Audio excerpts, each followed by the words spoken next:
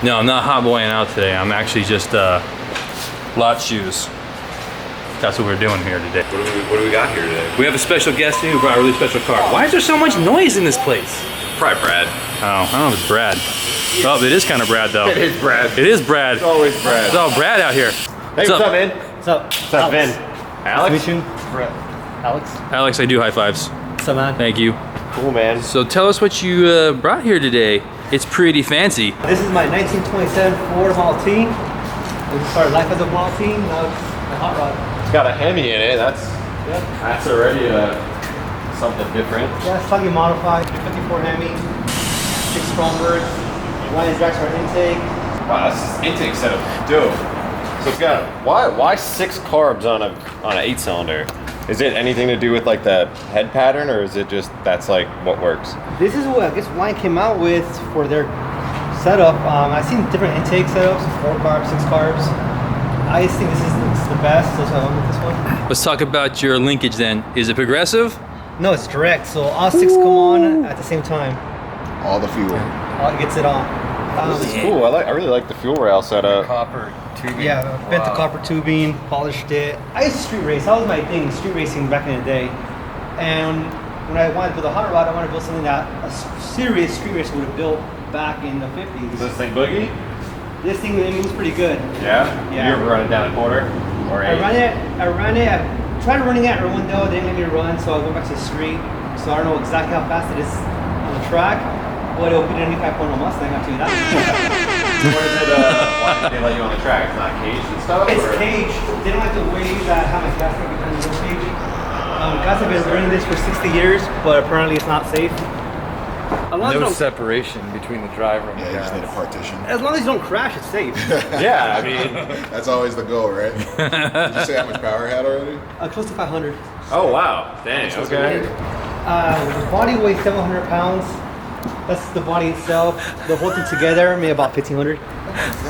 And these frame rails are your make or you? No, the original Model A frame rail, I boxed it and I gusseted it, and the rope each is tied into it, so it kind of ties everything together. 500 horsepower, 1,500 pounds Yeah. equals fast as Does this have, are these disc brakes behind here? Or is this? No, they're drum brakes. So these all the way are, around. okay, these aren't any covers. These are just straight up. Yeah, this was the best you could get back in the 50s, which is Buick drums, because they're thin, and Lincoln self-energizing drums. Hey, it's all pretty, man. I can Yeah, it looks cool. polishing on Does it. this thing stop well for being, It stops okay. for I big- mean, obviously it's built for go, Right, not yeah. really for whoa. So that used to be the gas tank filler, Oh, okay. but now it's my access to my master I cylinder. just realized. That's Yeah. all you get. Yeah, That's all you get. yeah, it's a pretty heavy job. You can barely see. You gotta look through the wheel. Well, that's why old guys, you notice that they're always hunchbacks, because back in the 50s they had hot rods, so that's why they're still hunchbacks. So what do you have to do to get this engine fixed? I see the distributor is, you notch the firewall Yeah. for the distributor. little recessed. Yeah, this is actually, I built this firewall from scratch. I built the whole car on the motor.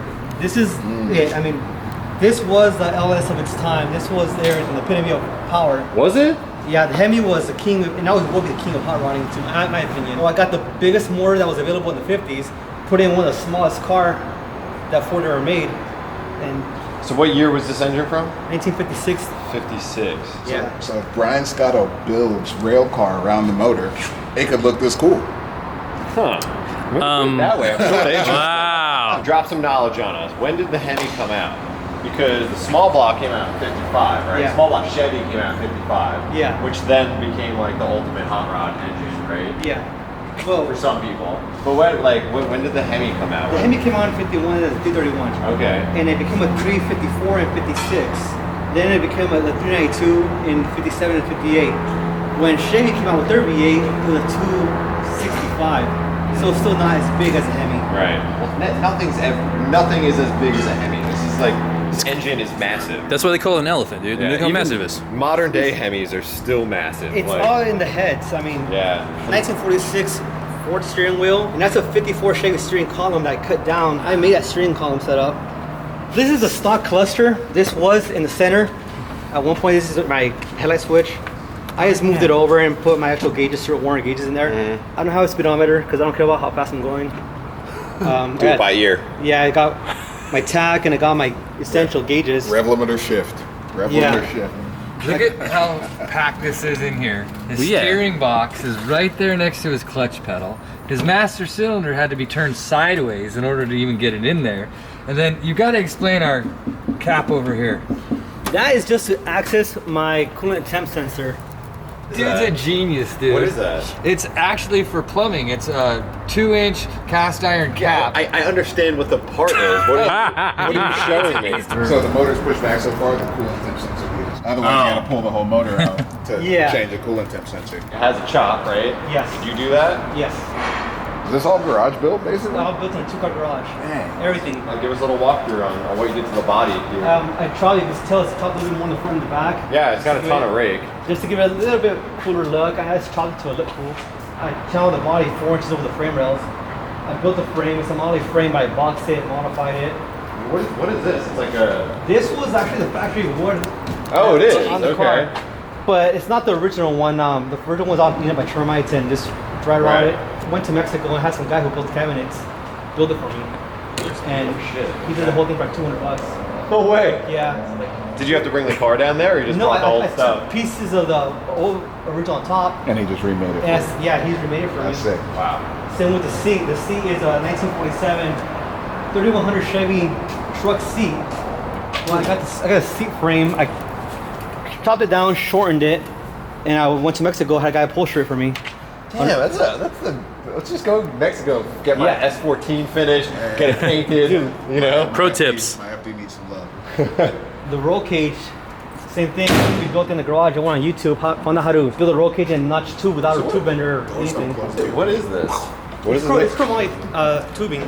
Is it chrome plated? I chromed it, yeah. I took it off, I dropped it off, they chromed it, I bolted it back in. Yeah, same with all the garnish moldings, I chopped them down, cleaned all the welds and got them chromed. Back in the 50s, guys didn't have multiple cars. Your hot rod was a car to go to work in, you took it out, raced it, watch the seats down, pick up your girl, go watch it drive a movie. They would take pride in their cars, they were nice cars, but they would also thrash them. Yeah. And that's the whole car was built around to be a real hot rod.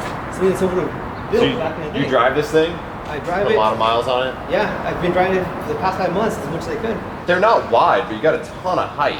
Yeah. Like these things, this is like a 33-inch tall tire? 31. Okay. Is it a bias or rig? It's a bias ply. What are the caps from though? The caps are just some aftermarket. I know they were original Full Moon hubcaps, but these are repops. Yeah. And then what you got for rear? Because I'm pretty sure if you're racing it, you're not running just like a normal whatever. No, I got a Winchester quick change rear end. Oh yeah. Goes back to the Oh, whole. and the tubes are even painted. Yeah, let your boy Sick. borrow Oh, that. you got Woo! when did those start coming out? Those are Oh not. man, I don't know when they started coming out exactly, but back in the 40s, a lot of guys that raced at Bonneville. But what they would do, it was just the center casing. Well, they would get the center case to swap gears to go to drive out to a Mirage, Bonneville, wherever, run their cars and drive home. That's the whole thing about quick change. You'll change your gear ratio For the in about 10 minutes. The thing is, they also have the stock Model A axles, which don't hold up with too much power. Right. Because you just pull that cover off, right? And then basically the gear set comes out and you can... So what gears are you racing on? It depends if it's eighth mile or a quarter mile. Minimum. I got multiple gear sets. So those of us who don't know, this is what is essentially your gear ratio. Depending on how you have it set up, one way will be 348s, the other way 411s. Right now I have 305s for the freeway. The car isn't very fuel economical, as you can imagine. Right. No. But you So- give it that long ass gear. So now with on freeways, instead of revving at $3,000, I'm at $2,000 with 305s. Yeah. But the same gear set, I swap it, I'll get Wow. 468s. Oh dang. So you Sick, got right? Pretty, you can choose. That's Yeah. awesome. I want that in like all my cars. Well, man. drift guys use winners to change in increments of mile an hour. Mm-hmm. You know, like if they need 2 more mile an hour on the bank, then they pull their gears out. So Alex, real quick, you don't build hot rods for your profession, do you? What do you do? I work for BMW. Yeah. So all those guys that drive all their cars off, I swear I take care of them on test drives, but that's exactly what I do. I'm curious to see how these bad boys burn off. I heard you were willing to put on a show for us. I mean, I've never done a donut. Like I said, I've never built a car to donuts or anything, but I'll give it a whirl, see what happens. We should get a time lapse Yeah. on that gear switch, huh?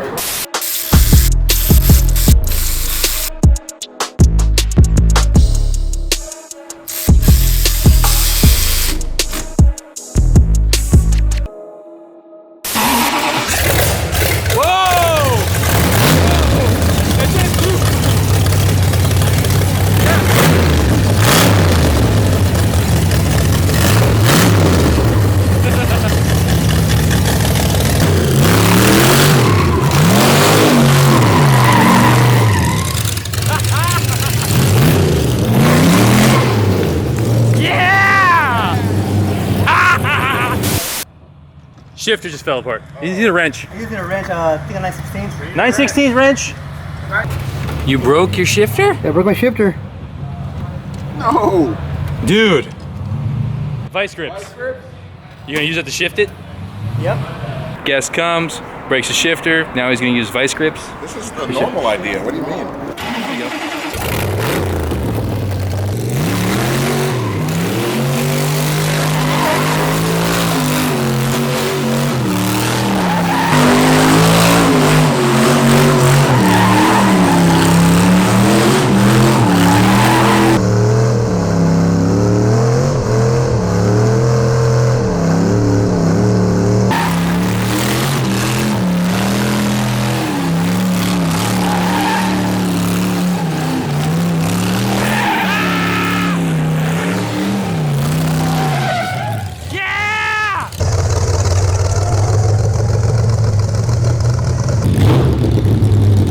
The shifter gouged into my thighs. Awesome, dude. So Man. that was fun. It's always good to see people do donuts and things that are not expected to do donuts. All right, well, Alex, you've watched enough of our videos. Yeah. You know what time it is. That's a wrap. All that? That's what you do? you have it. Everyone has it. It's inside you. It's inside there. Try that again. Man, Eye of the Tiger. Let's go. That's a wrap!